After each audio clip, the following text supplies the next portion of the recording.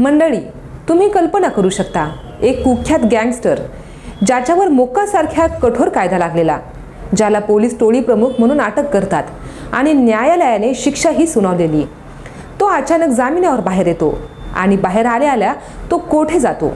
थेट पोलिसांच्या आयुक्तालयात. हा केवळ योगायोग नाही, तर या संपूर्ण प्रकरणाला मिळालेले एक धक्कादायक वळण आहे. पुण्याच्या गुन्हेगारीचा हा गेम नेमका कसा फिरला, हेच या व्हिडिओच्या माध्यमातून सविस्तर जाणून घेऊया. नमस्कार, मी आरती आणि तुम्ही पाहत आहात पब्लिक कट्टा. या प्रकरणाची सुरुवात होते ती कोथरूडमध्ये. निमित्त होतं शिवजयंतीचं. या दिवशी अभियंता देवेंद्र जोग यांना मारहाण झाली. ही मारहाण करणारा दुसरा तिसरा कोणी नसून पुण्याच्या अंडरवर्ल्डमधील एक मोठं नाव म्हणजेच गजानन मारणे आणि त्याचे साथीदार. या घटनेनंतर पुणे पोलिसांनी तात्काळ कारवाई करत मारणे आणि त्याच्या टोळीवर कठोर मोक्का कायद्यानुसार गुन्हा दाखल केला. पोलिसांनी त्याला टोळी प्रमुख म्हणून अटक केली आणि न्यायालयात हजर केले. पोलिसांनी गजा मारनेला अटक करून त्याच्यावर मोक्का लावला. तेव्हा अनेकांना वाटले की आता तरी या गुन्हेगारीच्या म्होरक्याला कायद्याचा चाप बसेल. मारण्याची गुन्हेगारी पार्श्वभूमी पाहता ही कारवाई अत्यंत आवश्यक मानली जात होती. त्याला न्यायालयात हजर केले गेले आणि शिक्षाही सुनावण्यात आली.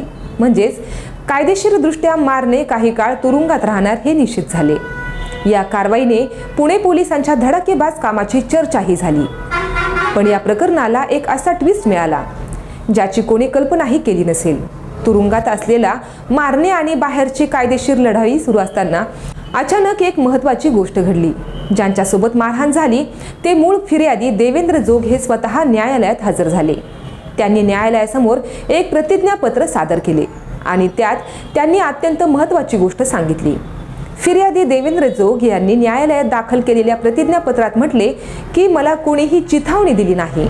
आता ज्या गुन्ह्याच्या आधारावर मोक्कासारख्या गंभीर कायदा लावला गेला होता, त्याच गुन्ह्यातील फिर्यादीने न्यायालयात येऊन अशी भूमिका घेतल्याने प्रकरणाचं स्वरूपच बदलले. एका बाजूला पोलिसांची मोक्काची कारवाई आणि दुसऱ्या बाजूला फिर्यादीचे हे प्रतिज्ञापत्र. या विरोधाभासामुळे न्यायालयीन प्रक्रियेत मोठे प्रश्नचिन्ह उभे राहिले. फिर्यादीच्या या महत्त्वाच्या भूमिकेनंतर विशेष मोक्का न्यायालयाने या प्रकरणाची गंभीरता तपासली. न्यायालयाने परिस्थितीचे आणि कायद्याच्या निकषांचे विश्लेषण केले.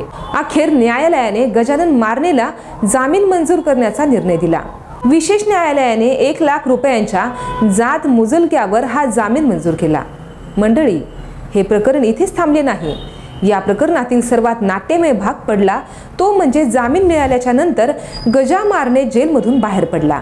एक कुख्यात गँगस्टर जो नुकताच मोक्कासारख्या मोठ्या आरोपातून जामिनावर सुटला आहे. तो शहरात धुमाकूळ घालतोय अशी शक्यता होती, पण तसे झाले नाही.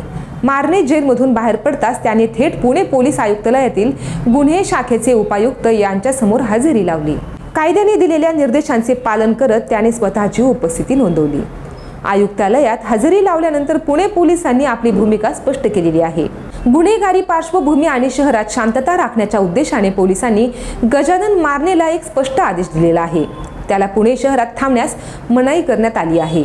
म्हणजेच कायद्याच्या कचाट्यातून बाहेर पडलेला असला तरी पोलिसांचा त्याच्यावर पूर्णपणे वॉच असणार आहे आणि त्याला तातडीने शहराच्या बाहेर पडावे लागणार आहे.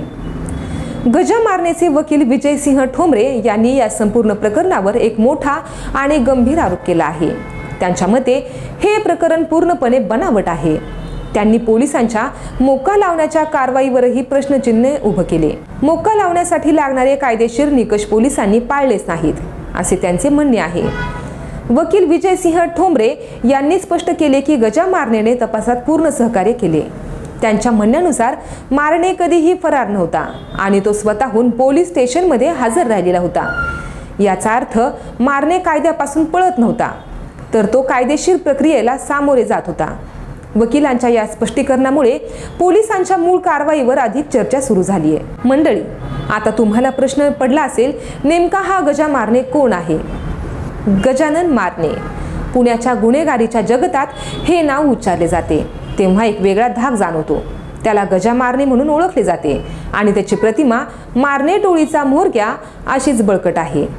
त्याची गुन्हेगारी कारकीर्द पाहता त्याच्यावर 6 पेक्षा जास्त खुनाचे गुन्हे दाखल आहेत. त्याची सर्वात मोठी अटक झाली होती ती अमोल बधे आणि पप्पू गावडे या दोघांच्या खुनाप्रकरणी. अमोल बधे आणि पप्पू गावडे खून प्रकरणानंतर गजा मारणेला अटक झाली होती आणि त्यानंतर तब्बल 3 वर्षे त्याला येरवडा कारागृहात काढावी लागली. या 3 वर्षांच्या तुरुंगवासानंतर त्याची गँगस्टर म्हणून असलेली दहशत वाढली. तुरुंगातून बाहेर पडल्यानंतरही त्याचे गुन्हेगारी कनेक्शन आणि कारवाया थांबल्या नव्हत्या. हे मागील काही वर्षांपासून घटनांवरून स्पष्ट होते. मागील वर्षीही गजा मारणे मोठ्या चर्चेत आलेला होता.